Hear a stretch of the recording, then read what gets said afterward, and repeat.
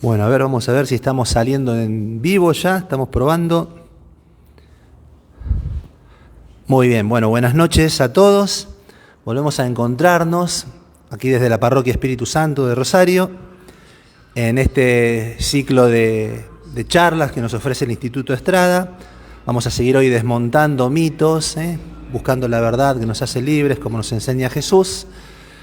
Y bueno, antes que nada, antes de presentar a quienes nos acompañan, vamos a hacer una oración, como siempre hacemos, confiando la charla, la ponencia a nuestra Madre del Rosario. En el nombre del Padre, y del Hijo, y del Espíritu Santo. Amén. Dios te salve María, llena eres de gracia, el Señor es contigo. Bendita tú eres entre todas las mujeres, y bendito es el fruto de tu vientre, Jesús. Santa María, Madre de Dios, ruega por nosotros, pecadores, ahora y en la hora de nuestra muerte. Amén. Nuestra Señora del Rosario, ruega por nosotros. En el nombre del Padre, y del Hijo, y del Espíritu Santo. Amén. Bueno, bienvenido nuevamente Carlos, presidente actualmente del Instituto Estrada, que se dedica, ya lo va a contar un poquito él, a la evangelización de la cultura. Bienvenido por primera vez Facundo Vicedo, estudiante de periodismo.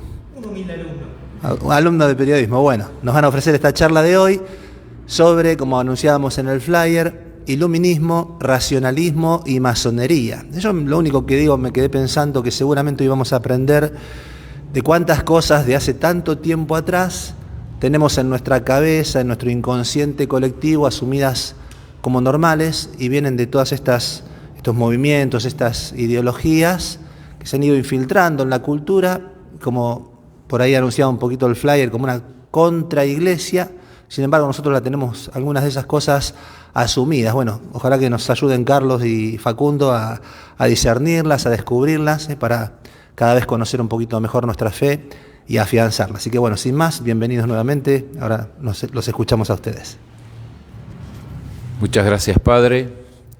Aquí estamos entonces para abordar en este ciclo una continuidad histórica.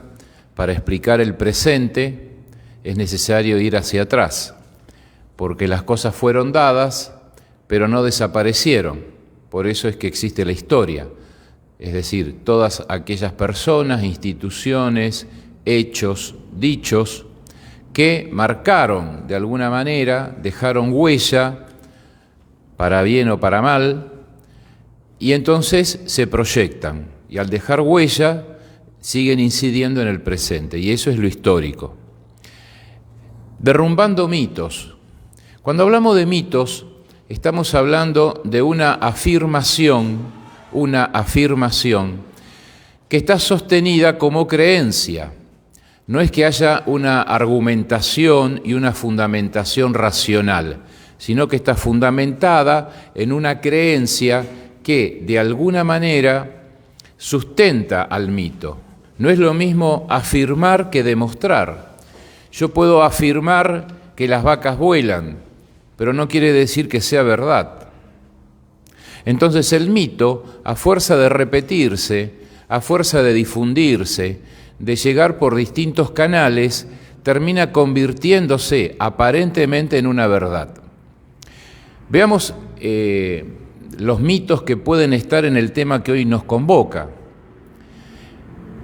Decimos racionalismo, iluminismo y masonería. Hay un mito que es el mito de la autosuficiencia de la razón. Es decir, la razón humana se basta por sí misma para el conocimiento de la realidad. No necesita de luces superiores, no necesita lo que se llama el ejercicio de la abstracción, al punto tal de decir que hay una metafísica de los hechos. Pues bien, el racionalismo sostiene este mito de la autosuficiencia de la razón. Pero implícitamente hay algo que va a negar, y en este caso se trata del rechazo de la metafísica del ser, del acto de ser. Por lo tanto, este mito atraviesa nuestra historia.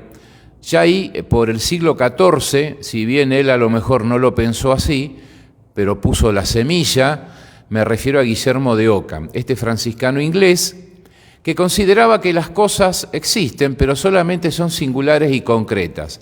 No hay realidades universales, no hay naturaleza, no hay finalidades esenciales. Por lo tanto, la metafísica es solamente una flatus vocis. La metafísica es solamente una creación de la imaginación humana.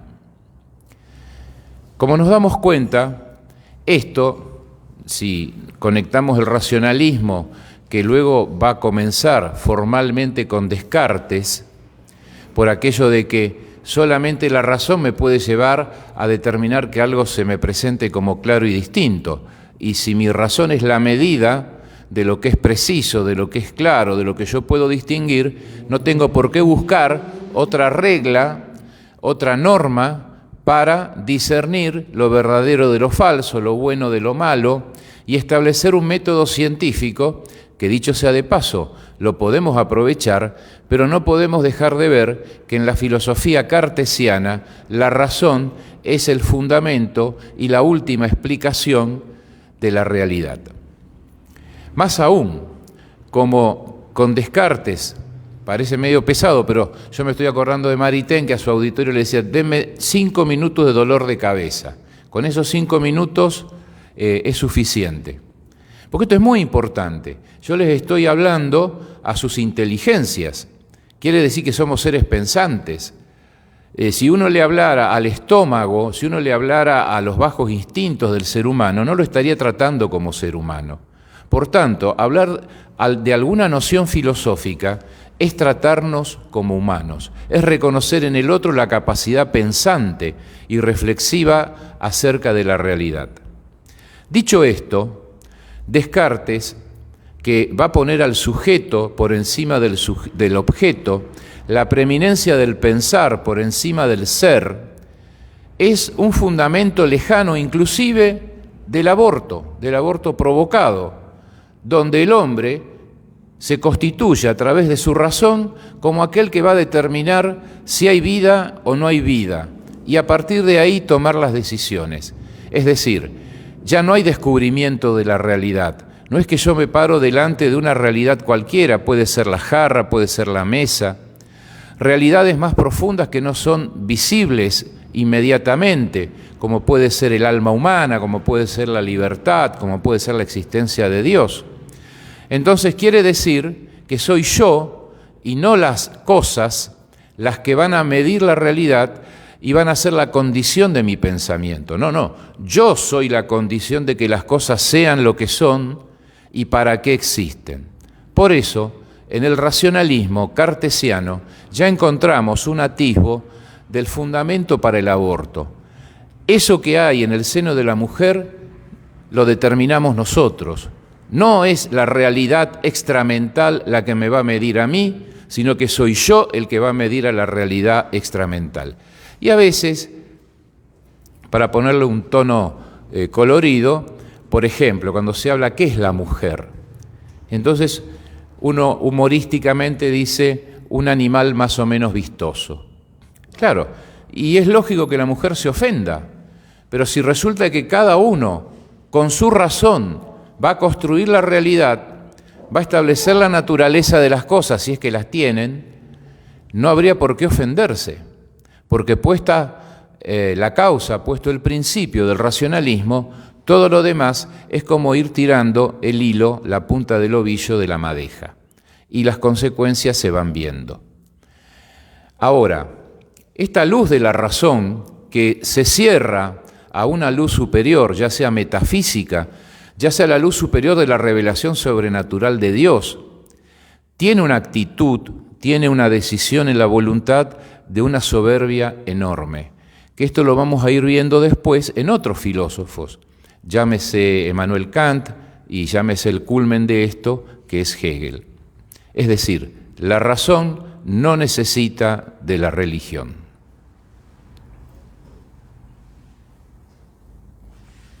Sin embargo, paradójicamente, el segundo concepto que hoy nos convoca, que es el iluminismo, también encierra un mito, el mito de la ciencia. La ciencia entendida como producto de la razón y que va a lograr avances para solucionar todos los problemas de la humanidad. Esto va de la mano de algo fundamental como es el progreso indefinido. Es decir, no hay límites al progreso humano, porque la razón todo lo puede. Y si nos preguntamos qué es lo que se niega implícitamente, qué es lo que no todos dicen implícitamente para ponerlo después sobre la mesa, en el caso del iluminismo es el rechazo de la revelación sobrenatural. ¿Por qué? Porque hemos llegado a la edad de la razón, de la madurez humana. No necesito la tutela de una luz superior. Y también hay un rechazo de la relación armónica entre la razón y la fe. De una razón que no admite subordinarse a la fe, a una luz superior. Este iluminismo, que si lo queremos ver simbólicamente aparece en la enciclopedia, siglo XVIII estamos ya, nos vamos a encontrar este siglo de las luces que no tiene ningún filósofo. El iluminismo, el siglo XVIII, el siglo de las luces, no ha producido ningún filósofo, ni Voltaire, ni Rousseau, ni Diderot, ni D'Alembert, ni otros autores de la enciclopedia fueron, en estricto sensu, filósofos. Pensadores sí, pero no filósofos. Finalmente, tenemos a la masonería.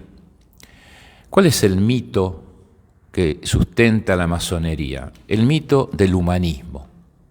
Que, si nos lo ponemos a pensar, guarda una relación. Es decir, primero, la razón es autosuficiente.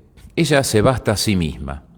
En segundo lugar, va a producir el progreso científico sin límites, digamos, cientificismo en el sentido de que es una ciencia que se desborda, que se desvía y pretende justificar cosas injustificables. Ejemplo de esto ha sido, por ejemplo, los falsos fósiles en torno a la evolución del hombre. Pero no se ha corrido un centímetro de sus afirmaciones. Antes es mejor que perezca la realidad a que perezcan nuestras ideas. Por eso nos salimos de la filosofía y caemos en la ideología. Y en esta línea, fíjense ustedes que la masonería, si venimos hablando de la autosuficiencia de la razón, del cientificismo, del progreso sin límites, el humanismo termina siendo la gran palabra, es decir, un nuevo Protágoras. El hombre es la medida de todas las cosas. Este humanismo, que si lo queremos ver en el marco de la cultura, arranca en el humanismo renacentista, siglo XV en adelante, con distintos matices, llámese Alemania, llámese sobre todo en Italia, donde el humanismo que propugna la masonería, si nos preguntamos qué es lo que rechaza, rechaza el misterio del Dios encarnado. No necesitamos que Dios se encarne para salvarnos. No necesitamos que Dios se haga hombre para que el hombre se haga Dios. Esto es lo que implícitamente la masonería sostiene, pero hacia afuera se sostiene y se muestra y se presenta como un humanismo. Dicho esto, permítanme ustedes, antes de cederle la palabra a Facundo, avanzar un poquito, porque este cierre de la razón, y hay que distinguir acá razón de intellectus, es decir, la inteligencia nuestra, por ejemplo, dice copa. Yo no hice un razonamiento, simplemente la intuición intelectual, a través de los sentidos, percibió y dijo copa. Imagen religiosa. Ese conocimiento intuitivo, ese primer momento, la modernidad lo ha anulado y se ha quedado con el segundo movimiento de la inteligencia, que es la razón. Y la razón, abandonada a sí misma, ¿en qué desemboca? en lo que desemboca todo movimiento que no respeta ni sigue su propia finalidad, porque la inteligencia humana es contemplativa. La inteligencia humana se abre mediante el asombro a la verdad de las cosas. Por ejemplo, cuando estamos delante del glaciar Perito Moreno, lo que menos hay que hacer es sacar un celular. Hay que dejarse inundar, embargar, asombrar por esa maravilla de la naturaleza.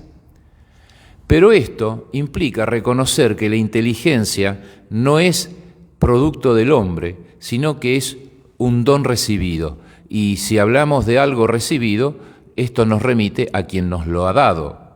Por tanto, la naturaleza contemplativa de la inteligencia tiene un momento racional, discursivo, dinámico, para profundizar, para reflexionar y desembocar en el reposo de la verdad de alguna manera poseída, o mejor dicho, en la medida en que la verdad a uno lo posee. Vean ustedes los ejemplos deportivos. Tanto esfuerzo, por ejemplo, de un tenista o de un equipo de fútbol, tanto esfuerzo, tanta disciplina, tanta dedicación, tanto movimiento, ¿en qué desemboca? En tomar el trofeo, contemplarlo y decir, todo el movimiento que hicimos, todo el sacrificio invertido, toda la disciplina y todos los límites que nos pusimos, desembocaron en esto, terminaron en este fin natural, el reposo y la contemplación de lo que vinimos a buscar. Este bien, sea útil, sea honesto, sea agradable. En este caso es un bien útil, tener una copa, pero que linda el bien honesto porque nos damos cuenta que es algo deportivo. La inteligencia, análogamente, es lo mismo. Busca la inteligencia a través de su razonamiento descansar en lo que contempla. Pero la modernidad ha cerrado la inteligencia solamente a la razón. Entonces la razón se fagocita, la razón se come a sí misma y termina generando monstruos como producto de sus elucubraciones y termina construyendo la realidad, que es lo que llamamos hoy el transhumanismo. Entonces, dicho esto, pensemos que esta línea de racionalismo, iluminismo y masonería esconden el rechazo de Dios como creador, de Dios como redentor, esconde el odio a Jesucristo como verbo encarnado y esconde el odio al hombre, criatura de Dios. Por ejemplo, cuando Guillermo de Ockham vivía en el siglo XIV, culturalmente, ¿qué es lo que estaba rondando? Los ocultistas, los cabalistas, los alquimistas, porque esto se sustenta en una creencia, y la creencia de todo lo que es esotérico y oculto y que nosotros podemos convocar como fuerzas para ser un hombre nuevo. Retengamos esto y también de que estamos borrando al Dios de la revelación sobrenatural. Tengamos en cuenta que René Descartes fue iniciado en el rosacrucismo, era Rosacruz, es decir, una secta afín a la masonería. Valentín Andrade, fallece en 1654, es quien lo inicia. Y a todo filósofo, de alguna manera, en tanto ha picado la soberbia en su alma, le gusta meterse en esto, porque se desliga de toda luz superior. Tenemos a otros filósofos, pensadores, Baruch Spinoza, filósofo judío holandés, que nunca va a dejar su judaísmo, sino que cabalísticamente lo va a ir metiendo en el protestantismo, porque se convierte en protestante, y era panteísta, o sea, todo es Dios, no que una flor me refleja a Dios, es una creación de Dios, no, es Dios. Francis Bacon, también este filósofo, para quien el conocimiento es poder. Y así llegamos al siglo de las luces, y así llegamos a Voltaire, a Rousseau, y a la abolición de la realidad como misterio y sometida a la realidad a problema. Tenemos que decir, ya para ir cerrando esta primera parte, que el paso anterior a los hechos políticos, sociales, violentos, genocidas. La palabra parece media extemporánea, pero cabe porque había que asesinar a toda la población de Francia hasta reducirla lo más posible. Pero todo ese baño de sangre que le va a costar a Francia 2 millones de muertos, y que Pío XII va a decir la revolución llamada francesa, y que va a estar originada en Londres en 1717 con la nueva fundación de la masonería tal como la conocemos hoy en sus organizaciones, en sus ritos, etc.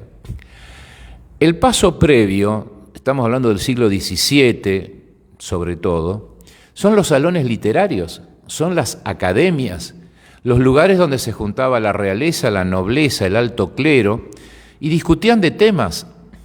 Entonces, todo ese pensamiento se iba convirtiendo en una especie de perro que va a estar buscando su cola y gira sobre sí mismo.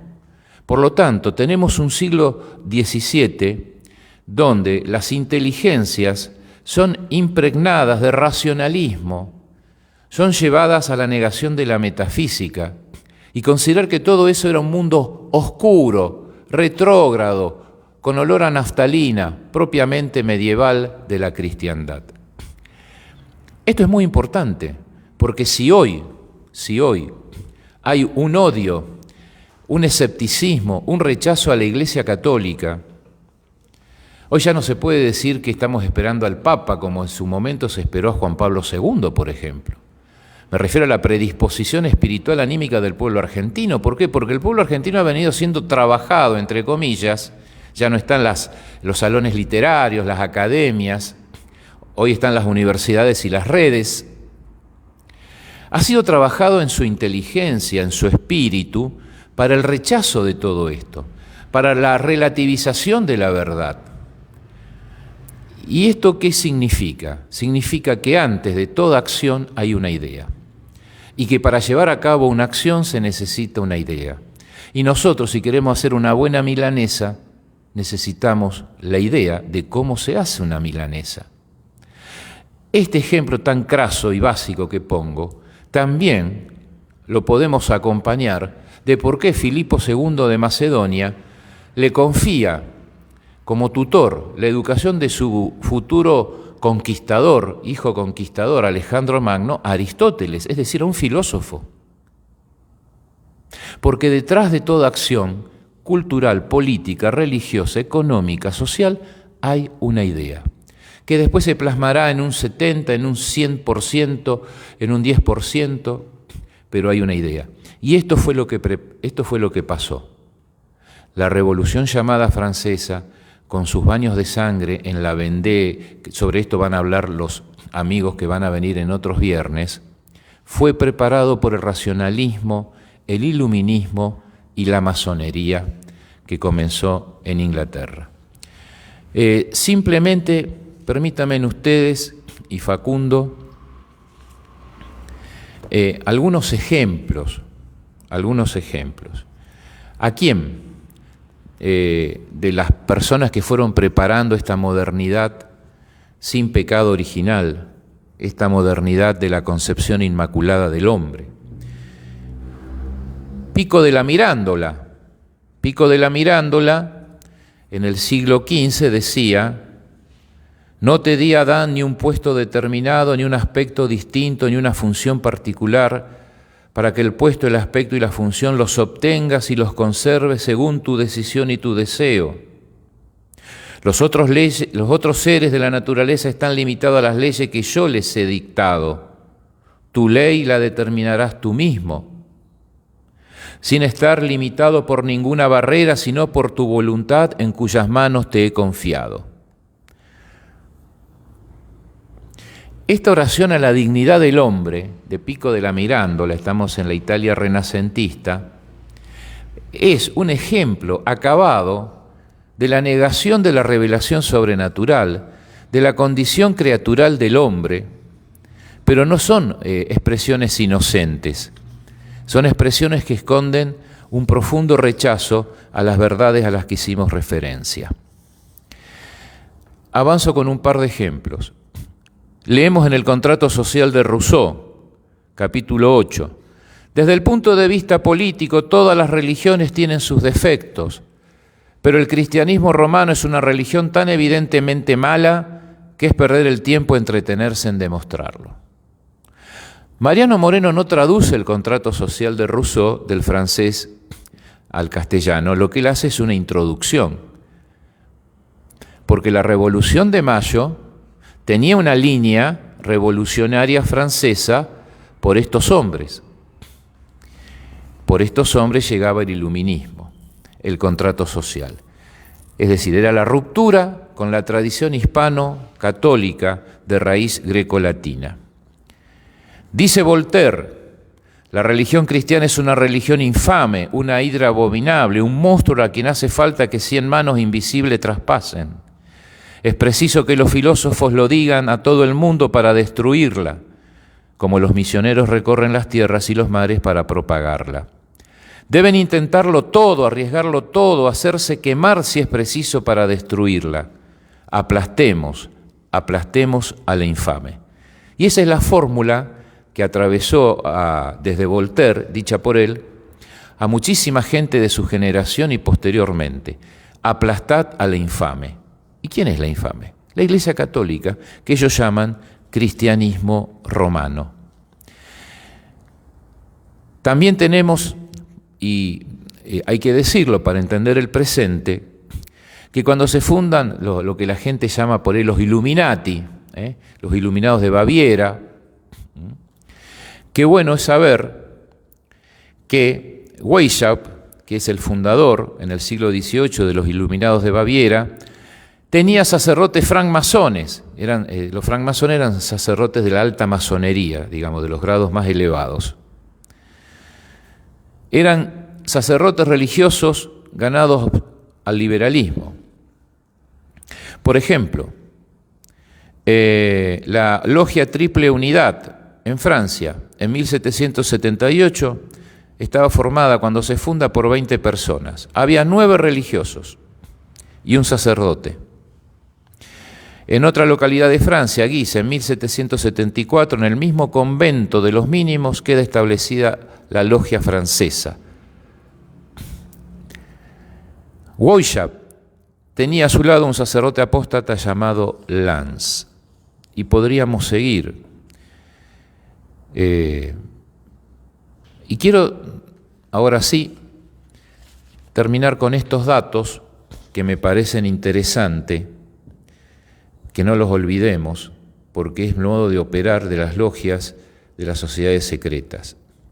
Dicho sea de paso, el Código de Derecho Canónico de 1917 hacía expresa mención de la masonería y del carácter incompatible de que un católico pertenezca a una logia masónica.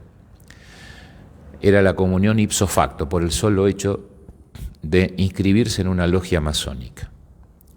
En el nuevo Código de Derecho Canónico de 1983, algunos se quejaron porque no aparecía expresamente. Si uno aplica una buena hermenéutica, ya no está solamente la masonería, como a lo mejor la hemos visto explícitamente en el siglo XIX, parte del siglo XX, en la primera mitad. Entonces, el nuevo Código de Derecho Canónico abarca, digamos, ahora no recuerdo bien el nombre, pero sociedades secretas o un nombre así, a la masonería también, no es que la ha perdonado. Por tanto, no tiene sentido el diálogo católico-masónico. Hay un documento del cardenal Ratzinger, cuando era el prefecto de la Congregación para la Doctrina de la Fe, acerca de que ya está agotado el diálogo católico-masónico. No hay que dialogar porque es imposible. Porque usted dialoga desde la inteligencia, no desde el sentimiento. Usted con un comunista, cuando ve una persona que toma frío y está durmiendo en la vereda, se pueden poner de acuerdo para acercarle una frazada y punto. Porque mientras para él es una fuerza revolucionaria, para usted esa persona es un hijo de Dios, una criatura de Dios destinado a la vida eterna. No pueden dar más un paso. Entonces dejemos el sentimentalismo de lado, porque lo que nos está pasando es eso. Nos ha ganado el sentimentalismo y nos están arruinando no solamente el sentimiento cristiano, sino también el pensamiento. Y vamos al pensamiento con un par de ejemplos de esta operación, de esta acción que no se queda en el humanismo, entre comillas. La Academia Romana, en el siglo XV, febrero de 1468, intenta asesinar al Papa Pablo II porque no la deja ser parte de la corte pontificia y aportar sus ideas, porque esta Academia Romana venía del iluminismo, embrionariamente. No estamos en el siglo XVIII, sino en el siglo XV. Recordemos que Napoleón encarceló al Papa Pío VII, lo tuvo preso 5 años al Papa, siglo XIX. Lo tuvo preso desde 1809 a 1814. Pío IX, cuando el Papa Pío IX se le caen las escamas de los ojos y dice, acá me quieren, pero no por ser Papa, me quieren porque si yo soy liberal, si yo soy un humanista, diríamos así, sincretista, entonces me van a aceptar como Papa, me van a aplaudir. Y cuando el Papa Pío IX escribió el Sílabus, una colección de errores modernos, y escribió la encíclica Quanta Cura, lo persiguieron, lo escarnecieron. Tuvo que terminar escapándose del Vaticano disfrazado hasta Gaeta y quedarse refugiado fuera de Roma. A ver, las ideas empujan a la acción. Juan Pablo II, ustedes se acordarán, el atentado 13 de mayo, de mayo de 1981.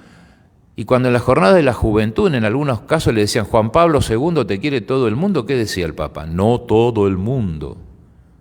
Y el Papa lo va a nombrar al cardenal Gañón, pues el Papa Juan Pablo II al comienzo no sé si no creía o no veía que fuera una urgencia este tema, pero lo termina recuperando al cardenal franco-canadiense, Edouard Gagnon, y le hace investigar sobre la masonería en el Vaticano y en la Iglesia, que venía ya desde Pablo VI, Juan Pablo I, y al cardenal Gagnon le rompen el escritorio y se roban toda la documentación que tenía.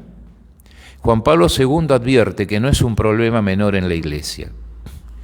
Finalmente, algo que no se recuerda, al Papa emérito Benedicto XVI le impiden el ingreso a la Universidad de la Sapiencia, que había sido fundada esta universidad 800 años atrás por otro Papa.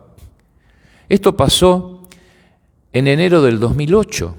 Le avisaron al Papa que no viniera. Yo tengo acá los papeles, pero no quiero detenerme mucho, pero a ver si encuentro. No le dejan entrar en la Universidad de la Sapiencia. ¿Por qué? Y lo dice el rector de la universidad. Es demasiado reaccionario, enemigo de la ciencia y de Galileo Galilei. Un manifiesto firmado por más de 60 científicos profesores de la Universidad de la Sapienza en Roma rechazan la visita del Papa. ¿Ustedes creen que no está la masonería detrás de esto? ¿Las logias? Finalmente el Papa no fue. Enemigo de la ciencia. También otra fórmula, otra etiqueta que se utiliza para hacer referencia a la religión católica, a la revelación sobrenatural y al mismo acto de fe. Con permiso.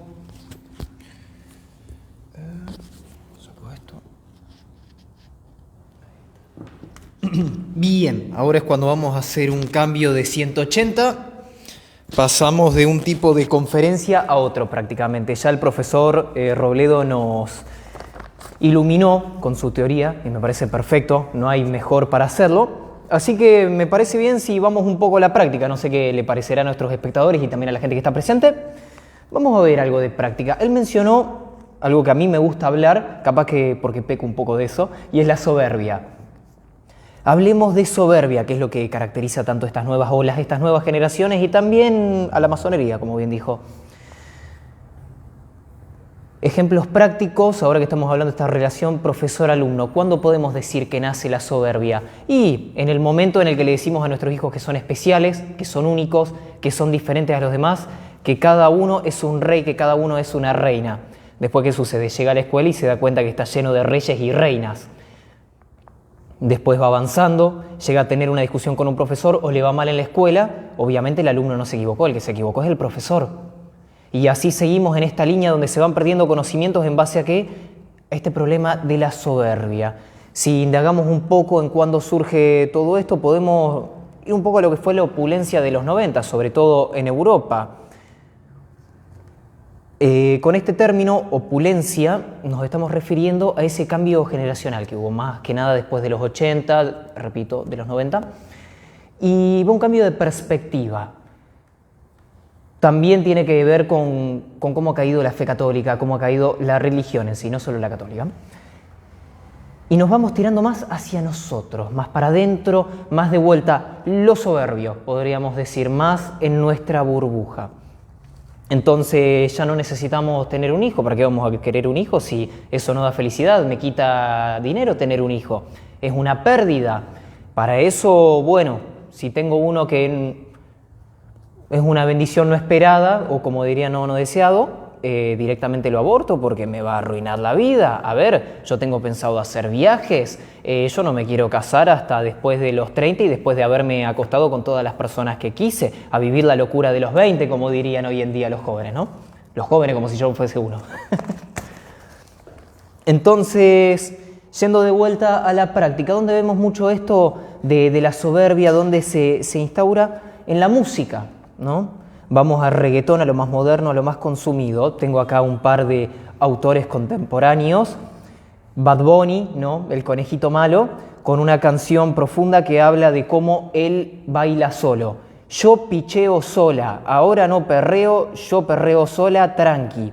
Bueno, aquí hace referencia a que él baila solo, vestido de mujer, y no le interesa lo que digan los demás, les demás. Otras canciones, ¿no? Sigue tu camino que sin ti me va mejor, ahora tengo a otras que me lo hacen mejor. Y así cientos y cientos y cientos de ejemplos. Todo enfocado en ¿qué? En el placer personal, en el desarrollo si se le podríamos llamar desarrollo a esto, personal, todo para uno mismo, después veremos los demás. Ahora, ¿qué pasa? ¿Cómo podemos construir una civilización en nosotros mismos? ¿Cómo podemos construir un mundo si solo vemos para adentro y para nosotros? Si el de al lado es un accesorio de lo que es mi vida. Si un hijo no es un hijo hasta que yo lo decido porque va a tener más adelante su interrupción. No es una decisión divina, sino algo que yo voy decidiendo. Porque yo decido porque yo soy lo más importante. ¿O no, profesor? Obviamente lo digo con sarcasmo por las dudas. Así que bueno, tenía un discurso preparado, esto ya estaba armado, pero bueno, ahora estoy improvisando un poco porque ya el profesor lo ha hecho excelente. Así que yendo más a lo práctico de vuelta, hablemos de los síntomas. Como mencioné, esta cuestión de la opulencia de los 90 lo podemos ver ahora en Europa, sobre todo, que últimamente está teniendo bastante movida, está bastante movilizado. Vemos cosas que antes no pasaban. Vemos esta cuestión de que demográficamente el europeo se está prácticamente extinguiendo, son cada vez menos, y a su vez son, podríamos decir, invadidos por una cultura totalmente distinta como es la islámica. ¿Qué tal? Buenas noches. Podríamos ir a eso, ¿no?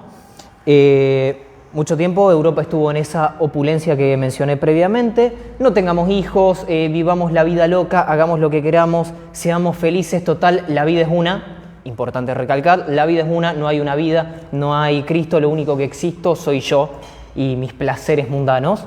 Entonces, no tengamos hijos, vivamos la vida loca, vivamos como queramos, centrémonos todo en el trabajo. ¿Qué pasa después? Existe otro tipo de cultura que ve de otra forma, que cree en el progreso, podríamos decir, que cree en el expandirse, en el transmitir sus enseñanzas a sus hijos y los hijos de sus hijos. Y bueno, termina, igual que el Islam, conquistando prácticamente Europa. Entonces, nos encontramos en la situación de hoy en día, donde vemos que hay mujeres que están siendo abusadas sexualmente en la calle, donde vemos hombres que están siendo agredidos, donde al final los robos terminan siendo lo de menos.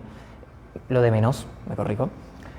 En Francia, la cuna de la civilización, ¿no? La cuna del derecho argentino. En Francia, la cuna de la revolución, ¿no? Porque se habla mucho de la revolución, pero como van a hablar más adelante los del Grupo Estrada también, no se habla después de la contrarrevolución de la Vendée. Bien, para no perderme mucho la línea si no me voy de tema, entonces ahora estamos viendo estos síntomas que hay algo detrás. En este caso se lo vamos a atribuir a la masonería. Hay algo detrás, no es casualidad de que todo esté saliendo tan bien y tan orquestado.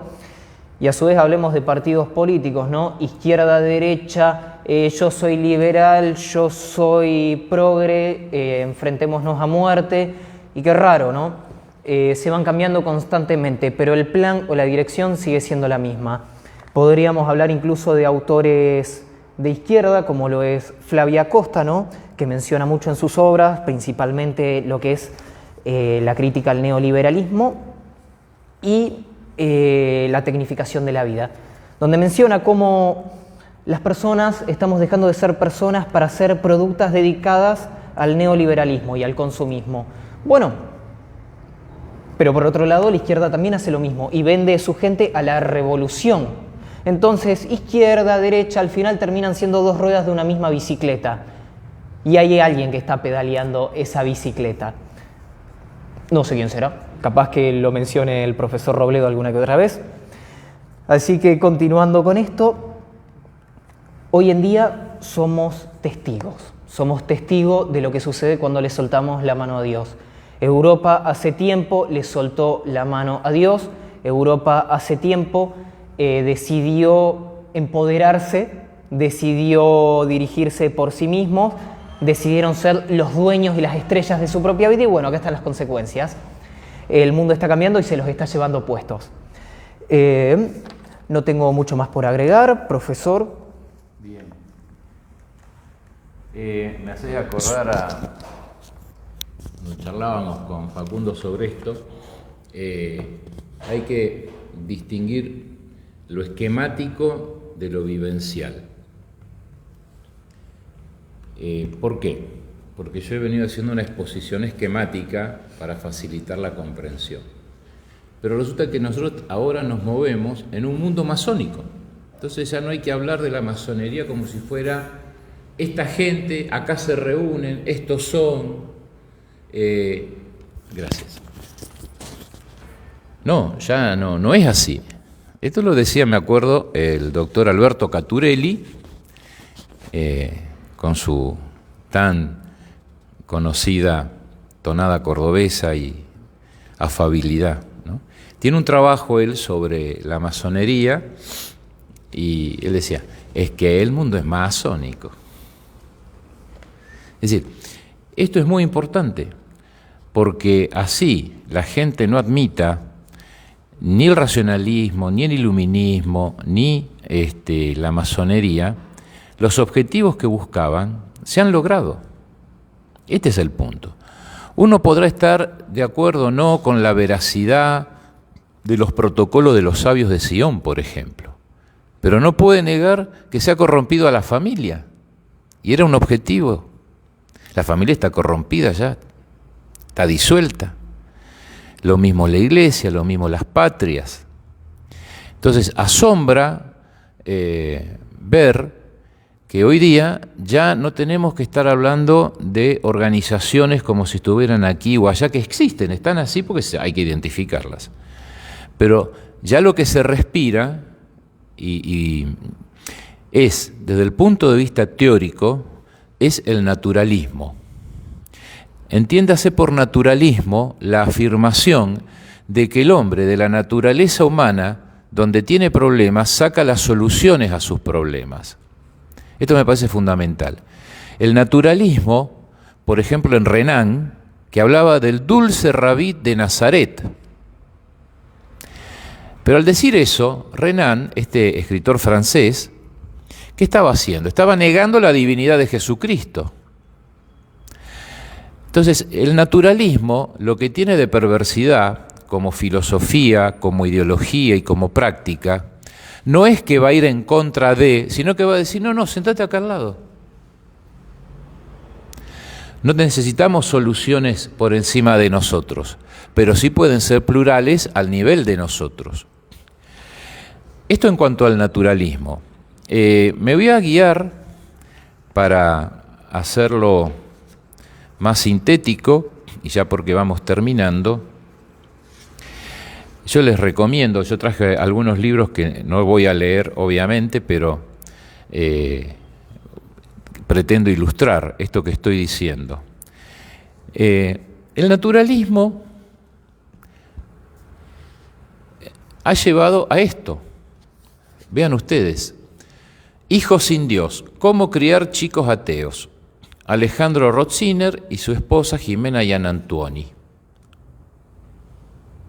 Lo ven como una conquista, un avance de la inteligencia, de la civilización, de la cultura. Y si ustedes se fijan en el dibujo, el nene se está dibujando a sí mismo. Esto es lo que decíamos, se autoconstruye. Y fundamentan el matrimonio en este libro porque el chico ateo es más feliz que el religioso, que el católico, que le meten esas ideas del pecado, etcétera, etcétera. Y vean ustedes la reacción de la sociedad, cero. Y no estoy hablando de un libro de este año o del año pasado. Estoy hablando de un libro del 2007. 17 años. Tengo acá el artículo de una revista en donde le hacen una entrevista a Alejandro Rotziner, un hombre de mi edad, podríamos decir, y le preguntan, y así es el título, ¿qué hace ahora en ese momento, ¿no? Aportarle ideas a Macri es un desafío creativo. Asesor filosófico de Macri cuando Macri era jefe de gobierno en Buenos Aires y luego siguió siendo asesor cuando Macri llegó a la presidencia.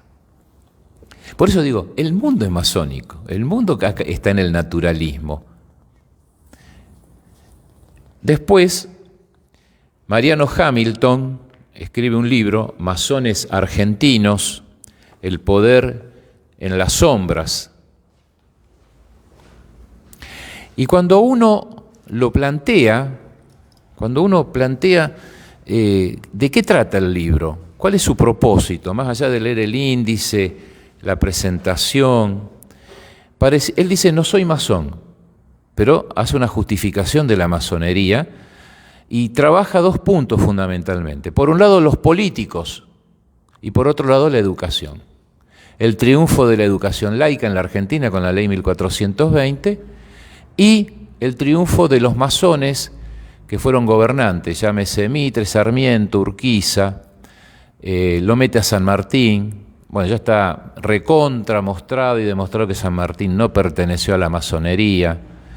Sí tuvo una etapa liberal, pero como dice Stephen Solers, la grandeza de los hombres no está solamente en que nunca se equivocaron, sino en que habiéndose equivocado rectificaron.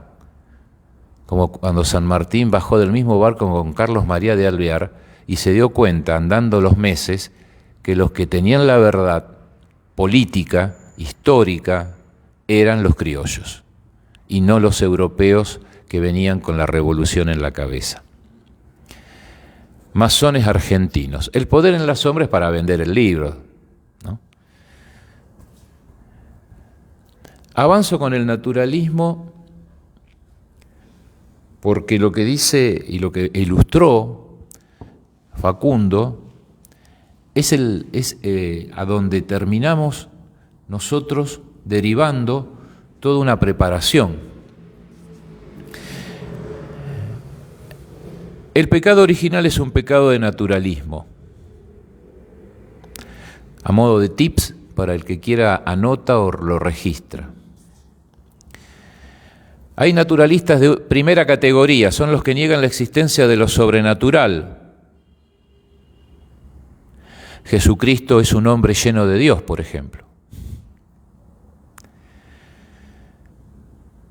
Los naturalistas de la segunda categoría disuelven lo sobrenatural en lo natural. El catolicismo es una doctrina de consolación espiritual para las masas y los pueblos. Disuelven lo sobrenatural en lo natural. Dios sería producto de la inteligencia humana, y está bien, porque así muchos necesitan tener en la cabeza presente a Dios. Y entonces lo crean, disuelven lo sobrenatural en lo natural. Yo varias veces mencioné la palabra la revelación sobrenatural, en su origen, en su naturaleza. Porque ahora resulta que no hay que bautizarse porque todos somos hijos de Dios, lo que pasa es que algunos son conscientes y otros no son conscientes. Eso produjo en la Iglesia la crisis de la misionología. ¿Para qué vamos a salir a misionar si son hijos de Dios? Lo que pasa es que no saben que no lo saben, entonces hay que hacerles tomar conciencia. No creo que haya sido esta la doctrina de San Francisco Javier, por ejemplo. Antes de adelantar, profe, si me permite, tengo dos ejemplos muy gráficos acá. ¿Ahí se me escucha? ¿Listo? Antes de continuar, disculpe que interrumpa, tengo dos ejemplos muy gráficos acá de esta cuestión que usted menciona. Primero, llevándolo más al tema de mitos. Siguiendo esto que dice, se confronta, después se niega, se termina omitiendo y al final le agregamos detalles, ¿no? Así va actuando. Este es el método. Y podemos ir al ejemplo de la evolución de Darwin, ¿no? ¿Cuál es lo que popularmente se cree? Darwin descubrió o desarrolló la teoría de la evolución porque claramente él era ateo y lo hizo para demostrar que Dios no existe. O eso es lo que popularmente creemos. Lo que se omite es que Darwin era católico, lo que se omite es que en gran parte su obra fue justamente para demostrar que Dios existe y que nosotros somos hijos de Dios, que nosotros fuimos una creación y no una casualidad. Esos detalles que a veces se olvidan, ¿no? Pero de vuelta, primero se omite que era católico y después se le agrega pequeños detalles. Después podemos ir a Belgrano y San Martín, ¿no? Primero omitimos que eran católicos, después les decimos que eran masones y al final terminamos diciendo en las escuelas hoy en día que eran homosexuales. Omitimos, agregamos detalles y hacemos lo que queremos. Así se va cambiando y mutando la historia que conocemos. Lo problemático es que esto le están enseñando a los chicos, estos nos están enseñando a nosotros, y es un ejemplo muy gráfico para complementar acá lo que estamos hablando. Gracias.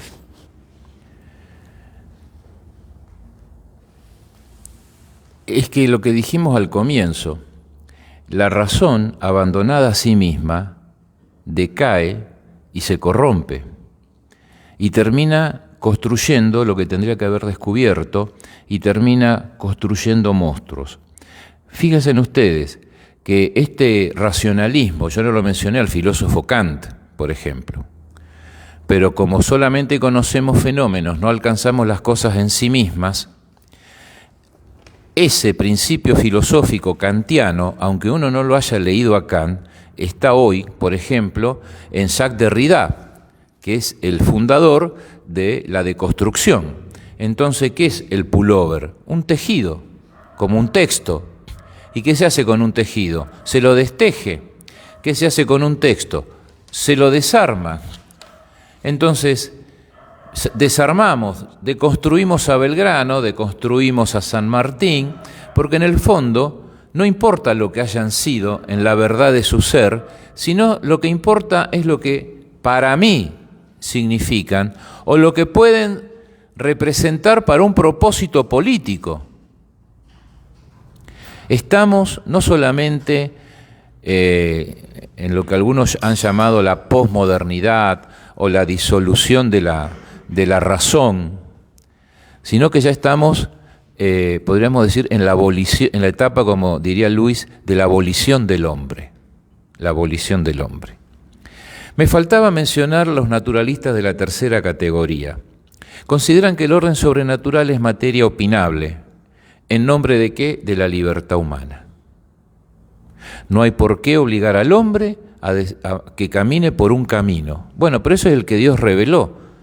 Bueno, ¿y dónde queda mi libertad? Lo que hay que sostener es que Jesucristo no es facultativo. No nos ha sido dado otro nombre bajo el cielo por el cual podamos alcanzar la salvación. Naturalista, el naturalismo son errores modernos, pero antiguos como el pecado original. En estas tres categorías, de aquellos que niegan la existencia de lo sobrenatural, aquellos que separan lo natural de lo sobrenatural y aquellos que se quedan solamente con lo natural. Pero de esto, como una flecha, nosotros encontramos una flecha tirada y frente a ese hecho, la flecha la tomamos, la dejamos, la impulsamos con la mano. Esto es la ideología, esto es el naturalismo. Pero nos falta el arco. El arco da la fuerza, el arco da la dirección, el arco señala el objetivo. Es decir, si el naturalismo es el error, la revolución son los agentes. Y con esto vamos terminando nuestras exposiciones de hoy. La revolución, la R mayúscula, en un sentido metafísico, es poner las cosas patas para arriba, darle preeminencia, como decíamos, al conocer sobre el ser, al devenir sobre la permanencia. Pero la revolución en sentido teológico es la abolición de la revelación y la sustitución por la revolución. Este es un proceso también importante. Para sustituir tengo que abolir primero.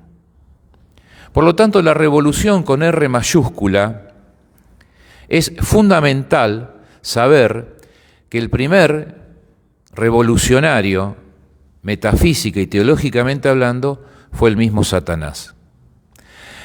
Y que después la revolución, sobre todo de la revolución luterana, en adelante, guardan el mismo espíritu de soberbia y de autosuficiencia humana. Por lo tanto, cuando hablamos de los agentes del naturalismo, estamos hablando de las tropas de la revolución, que tiene tropas regulares como la masonería, el carbonarismo, hoy día diríamos el feminismo, los veganos, los terraplanistas, la ideología de género, el lobby gay. Esos son los agentes naturales de la revolución, que hay que desenmascarar sus verdaderas intenciones. Pero por otro lado, además de las tropas regulares, está la quinta columna.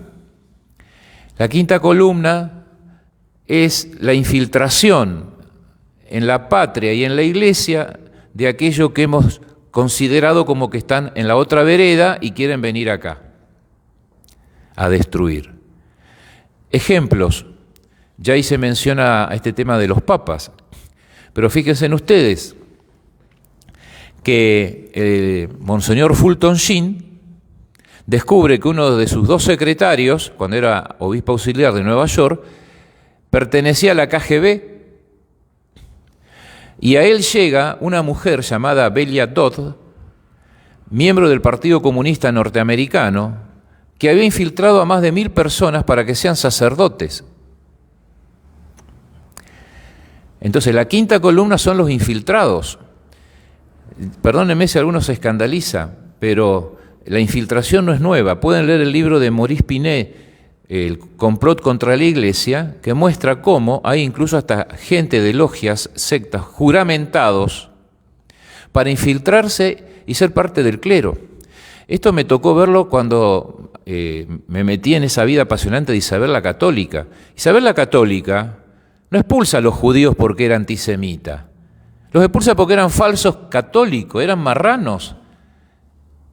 Se hacían convertir al catolicismo, se hacían bautizar, iban a misa, pero era una superficie para seguir operando clandestinamente sus ritos cabalísticos. Eso es lo que veía la reina, que le estaban corrompiendo la fe a su pueblo y estaban debilitando su corona, porque en su corte podía haber algunos de estos.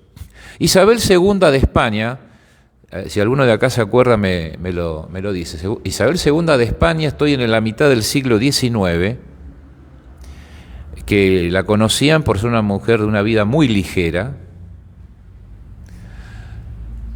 fue corrompida sexualmente a los 12 años, porque es un arma para corromper y la saben utilizar.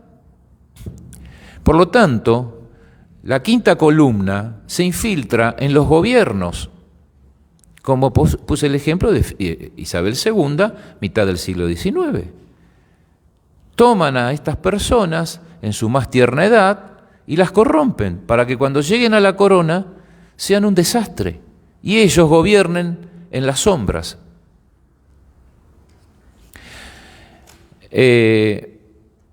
Pablo VI, año 68, en una locución en un Jueves Santo dijo: por una grieta de la iglesia el humo de Satanás entró al templo de Dios. Y parece que no se fue el humo. Pero ¿cómo se produjo la grieta? Por las herejías latentes, por la apostasía inmanente. Como dijo Hans Küng, este teólogo que fue suspendido en la década de los 80 de la enseñanza católica, tengo acá la cita: nos quedamos en la iglesia, no para comprenderla, sino para cambiarla. Y a esto hay que sumarle nuestros propios abandonos y complicidades. Nuestros propios abandonos y complicidades, en orden a servir tanto a la iglesia como a la patria. Permítanme terminar para ver que esto que históricamente nos hemos quedado allí, yo le voy a pedir a Facundo que haga una breve mención para cerrar al documento del Episcopado Argentino sobre la masonería, simplemente 2 ideas, porque se cumplen 65 años de este texto, de un episcopado que tenía la sotana bien puesta. Elegite 2 parrafitos y para eso. Ahora, ¿a qué ejemplos me refiero yo?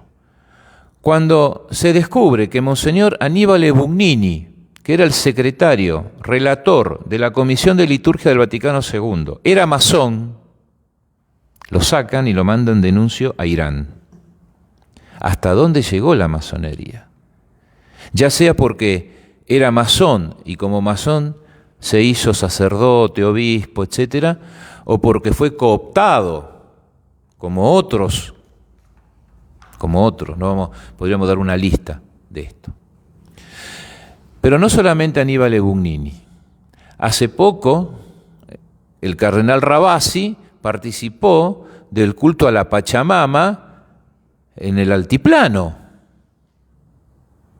Entonces estamos en medio de un sincretismo religioso brutal. Y esto es obra de las logias. Si a la iglesia, miren, yo para no demorarnos más, pero acá este autor francés, Jean Husset, en su libro Para que él reine lo documenta, ¿no? Todo este trabajo interior. ¿Qué es en el fondo? El eco de lo que dijo Voltaire: matad a la infame. Matad a la infame. Que si no la destruimos, la infiltramos. Infiltrándola la corrompemos y la ponemos al servicio de lo que queremos. Recuerden también a Robert Calvi, porque no es solamente una cuestión de ideas, de gobierno, de religión, es también una cuestión financiera. Robert Calvi, presidente del Banco Ambrosiano, manejaba, asesoraba al IOR, que sería el Banco del Vaticano. ¿Cómo terminó sus días Robert Calvi? Terminó sus días colgado bajo el puente del Fraile Negro en Londres, con $15.000 en los bolsillos y todos los billetes de los distintos países con los que él hacía la mesa de dinero. Todavía no estaba el euro, por eso tenía liras y etcétera, ¿no? Marcos alemanes, y además le habían sacado el bigote. Lo quisieron presentar como un suicidio, pero la autopsia y la investigación reveló que lo habían ahorcado y luego lo habían colgado. Hipótesis muchas. Lo cierto es que el dinero mal habido y mal usado, el mismo demonio se encarga de financiar procesiones. Y detrás de Robert Calvi y de él también está, entre otras, la logia Propaganda Due de Licio Gelli, esta logia masónica que conoció a Perón, que tuvo negocios con Perón, y fíjense ustedes que después siguió en parte durante el gobierno militar y después, bueno, se disolvió, pero salen como el hongo, como los hongos después de la lluvia. Porque son, como dijo alguien, los hijos de la viuda. La viuda es la naturaleza, es la sabiduría, es la ciencia puramente racional. Se llaman los hermanos 3 puntos, porque ellos son en su bandera libertad, igualdad y fraternidad. ¿Y qué son en el fondo? ¿Qué es en el fondo la revolución? El odio a todo lo que no sea un orden construido por el hombre. Orden social, político, económico. Y eso está aquí, es una cita de André Malraux, socialista, que fue ministro de Cultura de Gaulle. Quiero terminar con algo práctico, por lo menos que nos ayude, sabiendo que hoy la herejía es social. La herejía hoy es social. Ya no se discute si la Trinidad son 3, son 4. Hoy son los hechos. Dios no existe, Jesucristo es optativo, la razón, si la querés la usás, si no querés no la usás. La alta venta italiana es la masonería elevada, especulativa en Italia. Los jefes de la alta venta italiana sostuvieron, acá está la cita, ya no hay que luchar contra la iglesia con palabras, eso sería propagarla, porque la haces reaccionar a la iglesia y la iglesia responde con sabiduría. Hay que matarla con hechos. A la iglesia no se la discute, a la iglesia hay que matarla con hechos. Y quería terminar con, si la encuentro, la Proudhon, este gran Proudhon que tiene una oración a Satanás que realmente pone los pelos de punta. Recuerden a este socialista de finales del siglo XIX, ¿no? Proudhon. Bien, como no aparece Proudhon por acá, voy a leer otra cita de él. Nuestro principio es la negación de todo dogma, nuestro postulado la nada, negar siempre, ese es nuestro método, es el que nos ha conducido a plantear como principios. En la religión el ateísmo, en política la anarquía, en economía política la negación de la propiedad.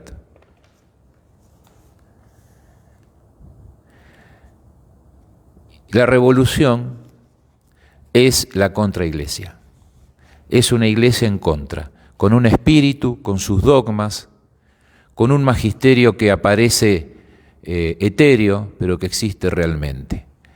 Y lo que ha hecho, fíjense ustedes, como si en esta habitación empezara a quemarse en la estufa, vemos la llama amarilla, que dice que se está quemando mal, está muy sucia, y pasan las horas y seguimos acá y en un momento nos desmayamos todos y algunos se mueren. Bueno, así opera la revolución. En las parroquias, en las universidades, es como un aire, es como un espíritu, ¿no? Y por más que entre ellos se peleen, como se peleó Voltaire con Rousseau, porque mientras Rousseau sostenía que había que abolir la sociedad porque el hombre es inmaculado, algo opuesto a Voltaire, sin embargo, el espíritu es el mismo. Naturalismo como error, revolución como tropa, nuestros propios abandonos y complicidades, y olvidarnos de los mártires, olvidarnos de los santos y de la locura del Evangelio. Si nosotros nos convertimos y volvemos a esto, Dios estará con nosotros y todo esto va a retroceder. Pero si no le somos fieles a Dios, no le pidamos a Dios que sea fiel con nosotros. Y no porque no lo sea, sino porque no lo merecemos. Y como me decía un cura francés, cuando nos escuchó cantar en una misa, salva al pueblo argentino, Sagrado Corazón. Terminó la misa, se acerca el cura francés en un castellano mazo así, y nos dice, bueno, esperemos que el pueblo argentino se quiera salvar. Porque Dios salva, pero al que se quiere salvar. Bueno, esperemos que esto nos deje algunas ideas de que la revolución no ha terminado, que la revolución sigue. Si ustedes quieren, para el siglo XX, un elemento fundamental es el Mayo francés del 68. Hay que ir al Mayo francés del 68 con sus dos grandes consignas: prohibido prohibir, y la imaginación al poder, no la inteligencia, no la fe, la imaginación. Y prohibido prohibir. Ya no hay límites para el placer. Mayo francés del 68, otro jalón del proceso revolucionario, poco estudiado, pero que merece ser estudiado para entender, ¿no?, el erotismo como modelo cultural. Algo de eso también nos mencionó Facundo. Ahora él nos va a hacer la lectura de un par de citas para terminar esta presentación de este documento que yo les recomiendo que lo lean porque está en PDF en la página del Episcopado Argentino. Bien, ahí está. Tengo dos citas acá, principales que quiero mencionar. Primero, de León XIII, cito: lo primero que procuraréis hacer... arranco de nuevo. Lo primero que procuraréis hacer será arrancar a los masones sus máscaras, para que sean conocidos tal y cuáles son. Lobos en piel de cordero, podríamos decir. Y siguiendo con Clemente XII, cito de vuelta: los que dan su nombre a la secta masónica u otras asociaciones del mismo género incurren en excomunión. Esas dos me parecieron las principales citas de este episcopado argentino, bastante contundentes. Y para cerrar, un poco más positivos, ¿no? Quería mencionar lo que podría ser la cura a esto, lo que podría ser la contrarrevolución. Y es, primero y fundamental, el amor al prójimo, el amor a Dios, el salir de nosotros mismos, el amar al que está al lado nuestro, el amar a nuestros enemigos. Y después la humildad, por favor, que necesitamos un poquito de eso. La humildad para reconocer cuando estamos equivocados, como bien mencionamos a San Martín, como dio el ejemplo del profesor. Y eso, humildad y amor. No sé si quiere agregar algo más. Sí, porque ese documento que cita a León XIII también vale la pena tener en cuenta y leer el documento Humanum Genus de León XIII sistemáticamente, claramente, con una claridad magistral. Ese documento está todo dedicado a la masonería. Quiero terminar, y terminamos, y le agradecemos la paciencia, que a los jóvenes en 1959 le dicen los obispos argentinos. El documento está firmado por el cardenal Cayano, presidente de la Asamblea Plenaria del Episcopado, y otros más. Dice: debe saber la juventud principalmente que catolicismo y masonería son términos que se contradicen y excluyen absolutamente, como el Cristo y el Anticristo. Y debe saber que el liberalismo o laicismo en todas sus formas constituyen la expresión ideológica propia de la masonería. Poco importa que muchos liberales no sean masones. Hay instrumentos lúcidos e instrumentos ciegos. Lo importante es que unos y otros colaboran objetivamente en la destrucción de la Iglesia de Cristo y del orden católico de la República. Y dice así, y creo que esto habría que ponerlo en oro en las parroquias, en las universidades. Dicen los obispos: católico es el origen, la raíz y la esencia del ser argentino. Quiere decir que atentar contra lo católico es conspirar contra la patria.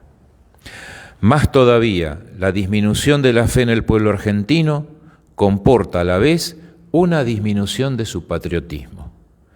Repita la frase anterior: católico es el origen, la raíz y la esencia del ser argentino.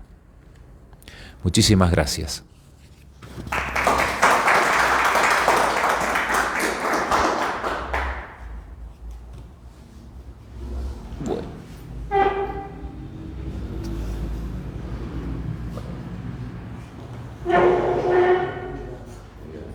¿Listo?